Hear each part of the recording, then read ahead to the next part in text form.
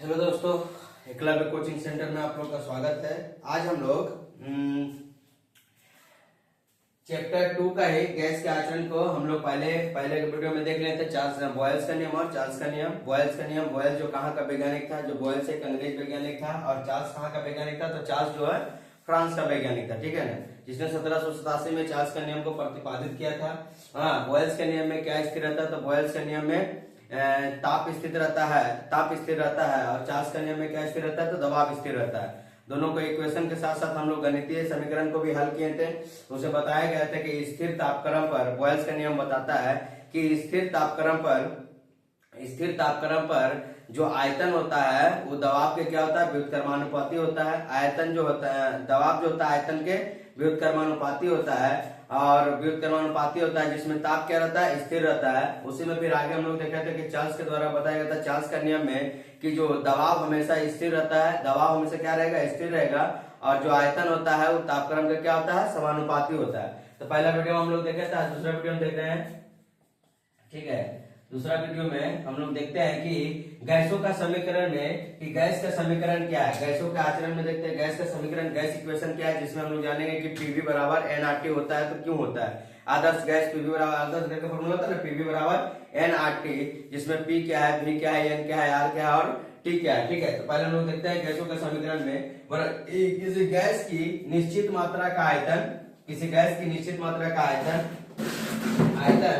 आयतन दबाव तथा परम तापक्रम में संबंध को व्यक्त करता है। किसी गैस की निश्चित मात्रा के आयतन, दबाव तथा परम तापक्रम में संबंध को व्यक्त करता है। इसे गैस समीकरण कहते हैं। इसे क्या कहते हैं, गैस समीकरण कहलाता है।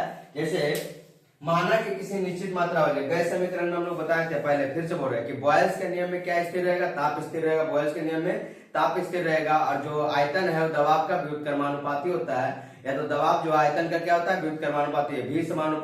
व्युत्क्रमानुपाती 1/p पढ़ते थे। और चार्ल्स का नियम में दबाव स्थिर रहता है, उसमें आयतन जो होता है तापमान के क्या होता है, समानुपाती होता है। आयतन जो होता है तापमान के क्या होता है, समानुपाती होता है। बुरा है। अब आगे देखते हैं कि माना किसी निश्चित मात्रा वाली किसी गैस का दबाव P, दबाव को हम लोग प्रेशर बोलते हैं, आयतन भी और परम तापक्रम अगर T है, तो बॉयल के नियम के अनुसार क्या आ जाएगा, बॉयल के नियम के अनुसार V व्युत्क्रमानुपाती 1/p, V व्युत्क्रमानुपाती 1/p। V मेरा क्या है, आयतन है, P मेरा क्या है, दबाव है, जबकि T क्या है, स्थिर है। टेम्परेचर मतलब तापमान क्या है, स्थिर है। उसका आगे देखते हैं चार्ल्स के नियम के अनुसार V समानुपाती T। चार्ल्स के नियम के अनुसार क्या हो जाएगा, V समानुपाती T, जबकि P क्या है, स्थिर है। जबकि P क्या है, स्थिर है। तब हम लोग बॉयल्स और चार्ल्स के नियम के संबंध को जोड़ते हैं। बॉयल्स और चार्ल्स के नियम के संबंध को क्या करते हैं, जोड़ते हैं। तो इसके अनुसार हम लोग क्या लिखेंगे कि V व्युत्क्रमानुपाती 1/p होता है। तो V बराबर, हम इसको बराबर करने के लिए कांस्टेंट पे क्या लेते थे, K लेते थे, K into 1/p, K into 1/p। अब यहाँ से देखते हैं कि V बराबर K बटा क्या हो जाएगा, P। V बराबर K बटा P, जिसमें V बराबर क्या हो जाएगा, Vp बराबर हो जाएगा K। कांस्टेंट क्या है, कांस्टेंट क्या है, स्थिरांक है। K क्या है, स्थिरांक है, जिसको हम लोग समानुपाती हटाने के लिए लेते हैं। तो Vp बराबर क्या जाएगा, K। Vp बराबर क्या जाएगा, K। अब यहाँ से देखिए V समानुपाती T, V समानुपाती T लेते हैं। तो V बराबर K इंटू T, V बराबर K इंटू T। अगर यहाँ से V का मान रखे तो यहाँ पर क्या रखते हैं, K इंटू T। या तो फिर दोनों का संबंध को हम लोग दर्शाते हैं, तो हम इसको लिख सकते हैं कि V बराबर K इंटू T, V बराबर K इंटू T। आप देखिए यहाँ पर Vp बराबर क्या है, कांस्टेंट हो गया। अब यहाँ से दोनों का आयतन जब हम बराबर करते हैं, तो हम यहाँ पर लिख सकते हैं V बराबर K इंटू T या बटा में P। V बराबर K इंटू T बटा में P, दोनों को संबंध को दर्शाते हैं। तो हम यहाँ से लिख सकते हैं कि Vp बराबर KT, Vp बराबर KT। तो Vp बराबर क्या जाएगा, Vp बटा T बराबर K, Vp बटा T बराबर K, Vp बटा T बराबर क्या हो जाएगा, K हो जाएगा। Vp बटा T बराबर K हो जाएगा। दोनों को संबंध को हम दर्शाते हैं, चार्ल्स का नियम और बॉयल्स का नियम। इसमें भी मैथ का जो उदाहरण सहित होता है, जिसको हम लोग इक्वेशन न्यूमेरिकल बोलते हैं, इस पे भी न्यूमेरिकल बनता है कि Vp बटा T बराबर क्या आ जाएगा, K।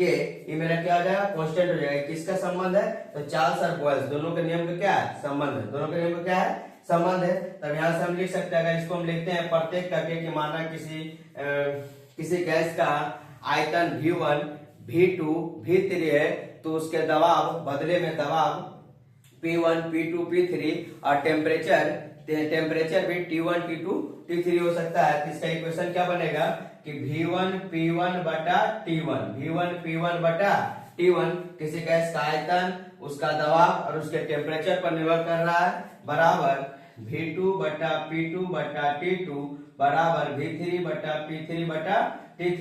ये तीनों आपस में क्या है, बराबर हो जाएगा। इस पे मैथ का समीकरण बनता है। अब इसके आगे हम लोग देखते हैं कि आदर्श गैस क्या है, वास्तविक गैस क्या है।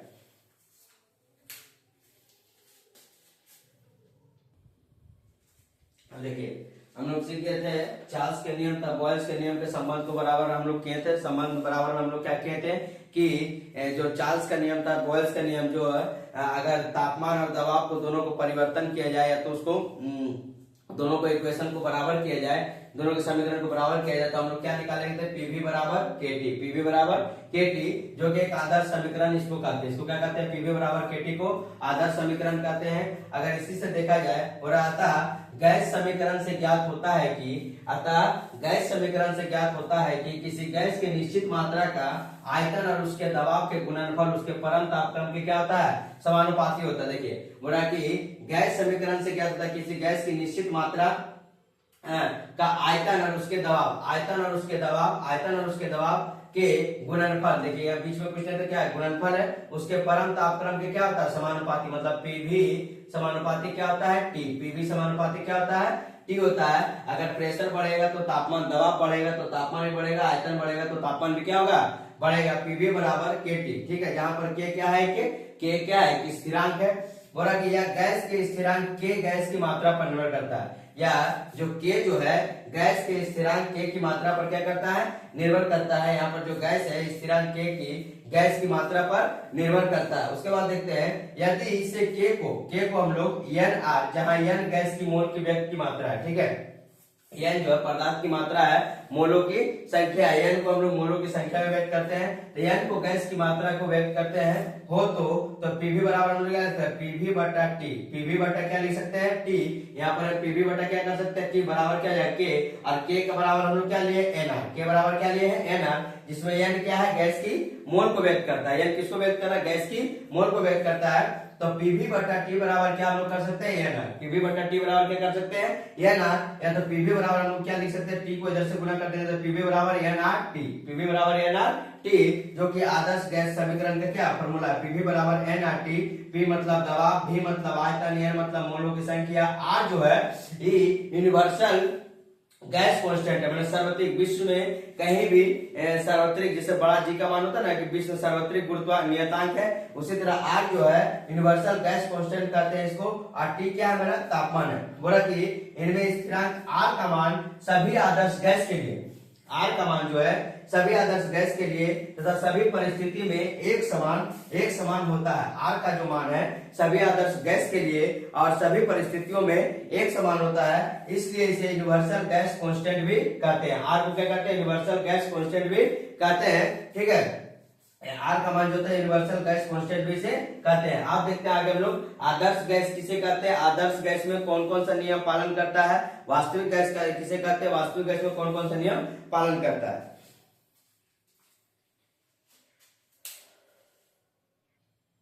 अब देखिए हम लोग गैस समीकरण गैस इक्वेशन में देखते हैं कि आदर्श गैस, आइडियल गैस किसे कहते हैं, जो PV और NR। PV बराबर क्या हम लोग पढ़े थे, आदर्श गैस समीकरण में PV बराबर NRT, PV बराबर NRT।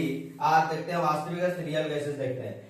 वे गैस जो संयुक्त रूप से, ठीक है, वे गैस आदर्श गैस किसे कहते हैं, वे गैस जो संयुक्त रूप से बॉयल तथा चार्ल्स के नियमों का पालन करता है। वे गैस जो संयुक्त रूप से बॉयल तथा चार्ल्स के नियमों का पालन करता है, वे गैस जो संयुक्त रूप से बॉयल तथा चार्ल्स के नियमों का पालन करता है, उसे आदर्श गैस कहते हैं। उसे कौन गैस कहते हैं, आदर्श गैस कहते हैं। आपका क्वेश्चन पूछेगा आदर्श गैस में किन किन नियमों का पालन होता है, तो बॉयल्स के नियम और चार्ल्स के नियमों का पालन होता है, जिसे हम लोग हम लोग बताए थे कि पीवी बराबर क्या होता है केटी, जिसमें के बराबर हम लोग क्या लिए थे एन आर, के बराबर क्या लिए थे एन आर। एन जो था मोलों की संख्या बता रहा था और आर जो है यूनिवर्सल कांस्टेंट गैस था, जो कि सर्वात्रिक गैसों का स्थिरांक था आर, सर्वात्रिक गैसों का स्थिरांक कौन था आर था। लेकिन अब तक कोई भी ऐसा गैस नहीं है, ठीक है, बोला कि जो संयुक्त रूप से बॉयल और चार्ल्स के नियमों का पालन करे उसे हम लोग कहते हैं आदर्श गैस। लेकिन अब तक ऐसा कोई गैस नहीं हुआ है जो दोनों के नियमों को पालन कर रहा है, जो बॉयल तथा चार्ल्स के नियमों का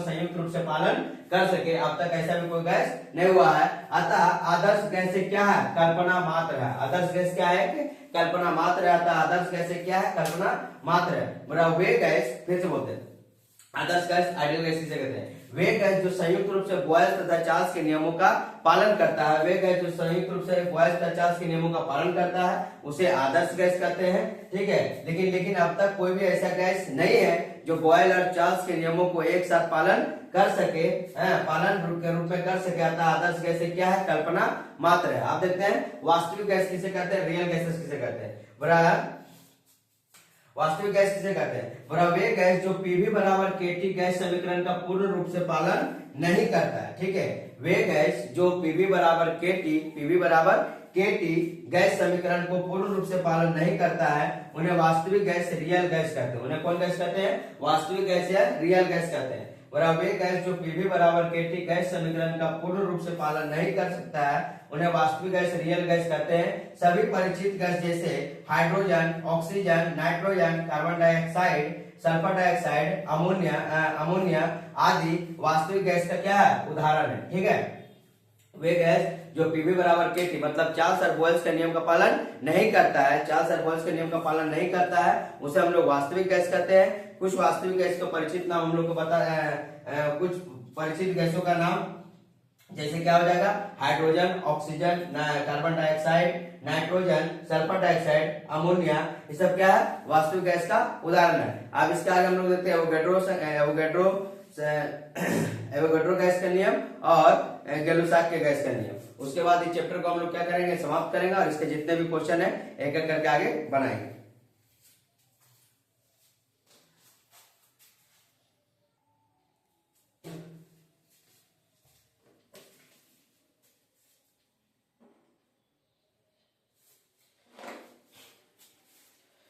अब हम लोग देखते हैं गैसों के आचरण में एवोगैड्रो का नियम। एवोगैड्रो का नियम क्या बोलता है कि एवोगैड्रो के नियम के अनुसार समान ताप और दाब पर सभी गैस के समान आयतनों के अणुओं की संख्या क्या होती है समान होती है, ठीक है। समान ताप, समान दाब और समान आयतनों पर सभी अणुओं की संख्या क्या होती है समान होती है। इसमें इस नियम के अनुसार जो होता है समान ताप, समान दाब और समान आयतन, समान ताप, समान दाब और समान आयतन सभी पर अणुओं की संख्या क्या होती है समान होती है। इस नियम के अनुसार एक नंबर देखते हैं स्थिर ताप और दाब पर किसी गैस के द्वारा घेरा गया आयतन भी उसमें उपस्थित अणुओं की मोलों की संख्या के क्या होता है समानुपाती होता है। उसमें उपस्थित मोलों की संख्या के क्या होता है समानुपाती होता है। उसमें उपस्थित मोलों की संख्या के क्या होता है समानुपाती होता है। बोल रहा है स्थिर ताप और दबाव पर किसी गैस के द्वारा घेरा गया आयतन भी जो आयतन है भी उसमें उपस्थित अणुओं की मोलों की संख्या क्या होता है समानुपाती होता है। इसमें भी समानुपाती हम लोग एन बोल सकते हैं। भी समानुपाती क्या बोल सकते हैं एन मतलब क्या होता है मोलों की संख्या। एन मतलब क्या होता है मोलों की संख्या होता है। बोल रहा 2 नंबर बोल रहा समान ताप और दाब पर किसी गैस के एक मोल अणुओं का आयतन समान होता है, ठीक है। समान ताप और दाब पर सभी गैसों के एक मोल के अणुओं का आयतन क्या होता है समान होता है। बोला क्योंकि सभी गैसों का एक मोल 1 ग्राम अनुभार में अणुओं की संख्या भी क्या होती है समान होता है। इससे पहले भी हम न्यूमेरिकल वाला क्वेश्चन हम बता दिए थे जिसमें केमिकल इक्वेशन में बताए थे कि सभी गैसों का एक मोल जो होता है 1 ग्राम अनुभार में अणुओं की संख्या क्या होती है समान होती है। बोला जो एवोगैड्रो की संख्या कहलाती है, जो कौन संख्या कहलाती है एवोगैड्रो की संख्या कहलाती है। 1 मोल बराबर या तो 1 ग्राम अनुभार बराबर हम लोग क्या लिखते हैं एवोगैड्रो संख्या बराबर क्या होता है 6.023 × 10 की पावर 23। एवोगैड्रो संख्या बराबर क्या होता है 6.023 × 10 की पावर क्या होता है 23 होता है। और आदर्श गैस में देखिए एवोगैड्रो के नियम के ताप और दाब पर सभी परिस्थितियों में पूर्ण रूप से पालन करता है। आदर्श गैस में, जैसे आदर्श गैस में क्या होता है, चार्ल्स का नियम और बॉयल्स का नियम का पालन करता है, लेकिन एवोगैड्रो की संख्या को भी नियम का पालन करता है आदर्श गैस में। और एवोगैड्रो के नियम को ताप और दाब के सभी परिस्थितियों में पूर्ण रूप से इसका पालन करता है आदर्श गैस में। अब बोला वास्तविक गैस में इस नियम को एवोगैड्रो संख्या वास्तविक पर करता है कि नहीं, हाँ, बोला वास्तविक गैस पर भी इस नियम को केवल उच्च ताप और कम दाब की परिस्थितियों में पालन करता है। वास्तविक गैस में एवोगैड्रो की संख्या जो है उच्च ताप और कम दबाव पर परिस्थितियों में भी क्या करता है, पालन करता है। इसमें क्या होता है, आदर्श गैस में जो रहता है ताप और दाब की सभी परिस्थितियों में पूर्ण रूप से पालन करता है। आदर्श गैस में एवोगैड्रो की संख्या पूर्ण रूप से पालन करता है, और वास्तविक गैस में उच्च ताप और क्या चाहिए, निम्न दाब रहेगा, तो क्या करेगा, इसका पालन करेगा वास्तविक गैस में एवोगैड्रो की संख्या। और एक एवोगैड्रो संख्या बराबर कितना होता है, तो 6.023 × 10⁻23। अब एवोगैड्रो की संख्या हो गया। अब एवोगैड्रो का नियम, अब इसका आगे सिर्फ देखते हैं, गै-लुसाक का नियम पढ़ना है, गै-लुसाक का नियम पढ़ते हैं।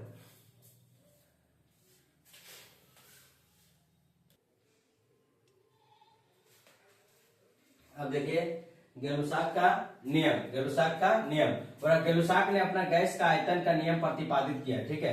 गै-लुसाक ने अपना गैस का आयतन का नियम प्रतिपादित किया, और इनके अनुसार जब गैस परस्पर अभिक्रिया करती है, इनके अनुसार जब गैस परस्पर अभिक्रिया करती है तो उनके अभिकारी क्रिया कारक आयतनों और अभिक्रिया क्रियाफल के बने गैसीय पदार्थों के आयतन में सरल अनुपात होता है। बोला कि इनके जब गैस को परस्पर अभिक्रिया करते हैं तो उनके अभिकारी जो क्रिया कारक है आयतन और अभिक्रिया क्रियाफल से बने गैसीय पदार्थों का जो आयतन होता है वो क्या होता है, सरल अनुपात में होता है। जैसे H2Cl2 बराबर, मतलब हाइड्रोजन और क्लोरीन मिलाने से क्या बनता है, HCl बनता है। कितना HCl बनता है, तो 2HCl बनता है, ठीक है। तो H2 + Cl2 बराबर क्या हो गया, 2HCl हो गया। इसमें H2Cl2 तथा 2HCl माने इसमें H2Cl2 तथा 2HCl गैसों में अनुपात 1:1 क्या होता है, 2 होता है। 1:1 क्या होता है, 2 होता है। तो अभी तक हम लोग ने चार्ल्स का नियम, बॉयल्स का नियम, एवोगैड्रो का नियम, गै-लुसाक का नियम, सभी नियम को एक तरफ से हम लोग देख लिए, सबका न्यूमेरिकल पार्ट भी हम लोग देख लिए। अब इसका आगे हम लोग क्वेश्चन आंसर करते हैं, लेकिन छोटा सा हम एक ट्रिक बताना चाहते हैं। उस ट्रिक के अनुसार आप याद कर लीजिए कि किसमें कौन चीज क्या रहता है, कांस्टेंट रहता है, कौन सा नियम में क्या कांस्टेंट रहेगा और क्या चलेगा, ठीक है ना। कौन सा नियम में कौन सा कांस्टेंट रहेगा और क्या नियम से वो चलेगा, ठीक। अगर हम यहाँ पर P भी T लेते हैं तो इसमें देखिए हम लोग क्या करते हैं, इसमें हम लोग क्या करते हैं कि अगर P भी है तो T क्या है, कांस्टेंट है। T क्या है, कांस्टेंट है। तो यहाँ पर P और V है तो किसका नियम है, बॉयल का नियम है। किसका नियम है, बॉयल का नियम। P भी है तो इसमें किसका नियम है, तो बॉयल का नियम है। इसमें किसका नियम निकल रहा है, तो बॉयल का नियम निकलेगा, ठीक है। उसके बाद अगर V और T है तो कांस्टेंट क्या रहेगा, P। V और T है तो कांस्टेंट क्या रहेगा, P रहेगा। तो कांस्टेंट P रहेगा। किसमें कौन सी, इसमें क्या कांस्टेंट रहेगा, V और T है तो किसका नियम हो गया, V और T में चार्ल्स का नियम। किसका नियम, चार्ल्स का नियम। V और T में किसका नियम हो जाएगा, तो चार्ल्स का नियम हो जाएगा। चार्ल्स का नियम लिख देते हैं, चार्ल्स का नियम में क्या रहता है, V और T रहता है। अब बॉयल्स के नियम में क्या रहता है, P और V रहता है। आप गै-लुसाक का नियम में देखेंगे तो गै-लुसाक का नियम में क्या रहेगा, P और T रहेगा। तो क्या कांस्टेंट रहेगा, V। क्या कांस्टेंट रहेगा, V। तो हम लिख देंगे गै-लुसाक का नियम, ठीक है। तो इस माध्यम से आप आराम से एक छोटा सा त्रिभुज बना करके आप तीनों को लिख लीजिएगा और एग्जाम के समय में देख लीजिएगा, ताकि आपको समझ में आए। जैसे होता है ना, कभी कभी बॉयल का नियम पढ़ के गए तो उसमें क्या स्थिर है ये हमको पता नहीं, चार्ल्स का नियम पढ़ के गए तो उसमें क्या स्थिर है पता नहीं, गै-लुसाक का नियम पढ़ के क्या स्थिर है पता नहीं। तो आप इसे आराम से बना सकते हैं। जैसे P और V है तो किसका नियम है, बॉयल्स का नियम। V और T है तो किसका नियम है, चार्ल्स का नियम। P और T है तो किसका नियम है, तो गै-लुसाक का नियम है, ठीक है ना। इसे आप आसानी से याद कर सकते हैं। तो आज के लिए ये क्लास यहीं पे समाप्त होता है। अगर आपको किसी प्रकार का समस्या तो जरूर आप कमेंट करिएगा। इसके लिए धन्यवाद।